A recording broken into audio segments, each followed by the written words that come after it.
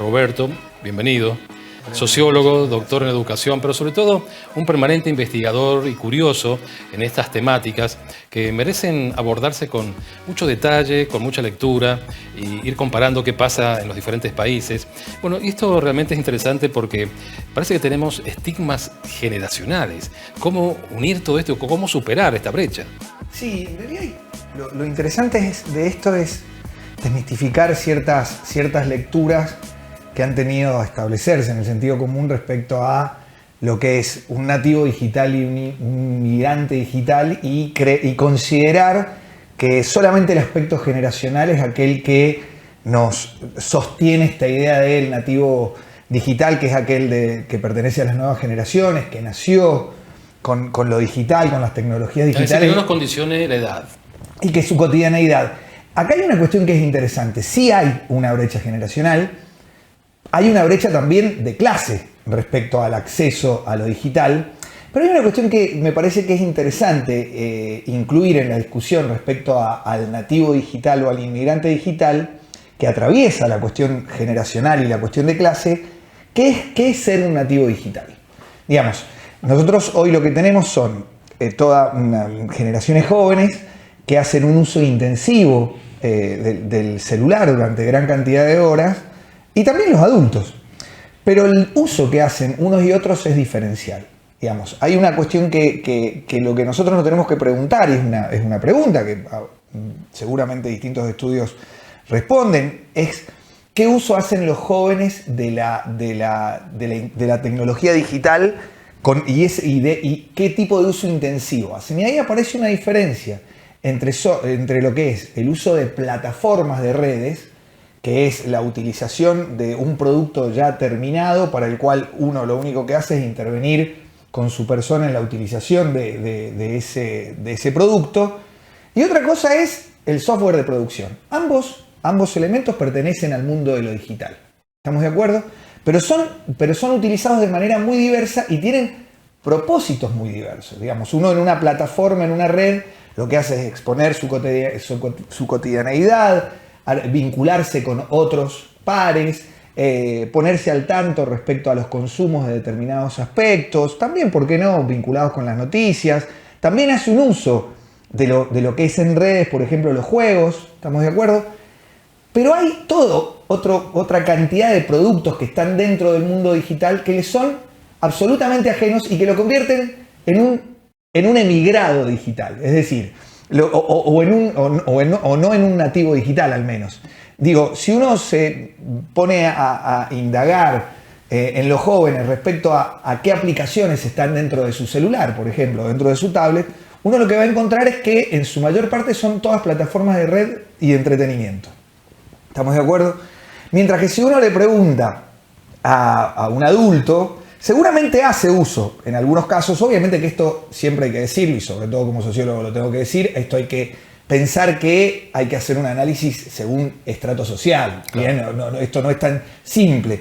Pero lo que uno advierte a primera vista en clave de la utilización de lo digital, y esto es importante señalarlo, es que todo lo que es el software de producción, cuando nos referimos a software de producción nos estamos refiriendo a todas aquellas aplicaciones que están en el ámbito de lo digital y de carácter online, que son para producir algo. Por ejemplo, textos, planillas de cálculo, gráficos, trabajos sobre fotografía. Lo que uno encuentra es que ese software de producción no siempre es conocido por los llamados nativos digitales. Es decir, lo que aparece acá entonces es una sobreestimación respecto a la cantidad o al volumen de uso que se hace sobre lo digital, pero no respecto a la complejidad sobre ese uso. Es decir, cuando pensamos en la complejidad es cuánto de todos esos recursos que están en el mundo de lo digital son utilizados por estas nuevas generaciones. Entonces, ahí es donde empieza a aparecer una gran diferencia, digamos, y esto hay que plantearlo. Es decir, hay que pensar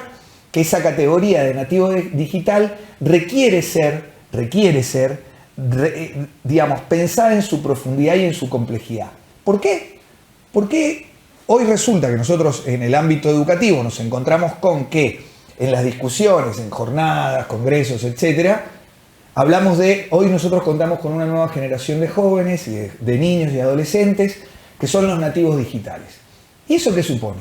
Que yo tengo delante mío a una persona que es portadora de un conocimiento, de un saber, que yo, por no ser nativo digital, por ser un inmigrante digital, no cuento con ellas. Es probable que con muchas de ellas no cuente, pero con lo que uno se encuentra cuando empieza a dialogar y a generar instancias de aprendizaje y de enseñanza dentro de ese ámbito, es que hay herramientas de lo digital que son absolutamente desconocidas por los nativos digitales. Entonces, a la hora de intervenir, a la hora de pensar políticas, a la hora de pensar lo que significa el nativo digital, no se puede simplificar. Ahora, yo voy a simplificar con una pregunta. ¿Qué es conveniente para los chicos de la secundaria, por ejemplo, los primeros años, que cuando ingresan al curso, es decir, todos dejan su celular, acá lo depositan en esta caja y están sin celular, o no, tengan cada uno su celular, que vamos a trabajar con el celular? Bueno, eso depende claramente de las estrategias de aprendizaje que cada uno de los docentes pone en juego. Y depende también del acceso a, por ejemplo, tener internet para poder desarrollar, claro, que buena una conectividad. Que no siempre y no todas las escuelas cuentan con ese servicio. ¿Estamos de acuerdo? Al momento de contar con ese servicio, lo que le sucede a muchos docentes es cuando desarrollan una estrategia en donde la utilización del celular no está orientada a una red social o la utilización para un juego en específico en red, inmediatamente aparece justamente este nativo digital no sabiendo utilizarlo. Bueno, esa era la otra pregunta, si el nativo digital usa mejor que el inmigrante digital su celular, porque puede venir una persona que está avanzada en edad, que lo ocupa con más eficiencia, con más calidad su celular, que un chico que a lo mejor busca temas como música, humor, cómo entretenerse, o lo estamos un poco subestimándolos. Yo creo que hay que entender que esto es una cuestión de clases. Nosotros, es una cuestión de estrato socioeconómico. Digamos, los modos en que utilizan los jóvenes las herramientas de lo digital son muy distintas según estrato social. ¿Estamos de acuerdo? Digamos, y esto justamente hay que señalarlo. Y también en los inmigrantes digitales. Está bien, la cuestión de la estratificación. Ahora, si tratamos de pensar a modo en clave de simplificación, lo que nosotros nos encontramos, que lo primero con lo que va a familiarizarse un joven hoy dentro de un celular son con las aplicaciones de entretenimientos y de red. ¿Estamos de acuerdo? Mientras que un adulto, a la hora de poder acceder a estos productos, ¿no? A estos servicios, estamos hablando de poder acceder. Aquel que accede a estos servicios, es probable que se dificulte la utilización en redes, porque además su dinámica de vinculación no sea necesariamente a través de redes virtuales, de redes que tienen que ver con lo virtual, pero que sí haga un uso, como por ejemplo, estoy hablando de la lectura de PDF. Está bien, nosotros durante la pandemia, cuando les enviábamos a nuestros alumnos para que leyeran un PDF, lo primero con lo que nos encontrábamos es que no tenían el software en el celular, un software libre, para poder leer PDF. Claramente ahí no aparece el celular como una herramienta de lectura, sino como una herramienta vinculada con el entretenimiento, con el juego, con las redes sociales.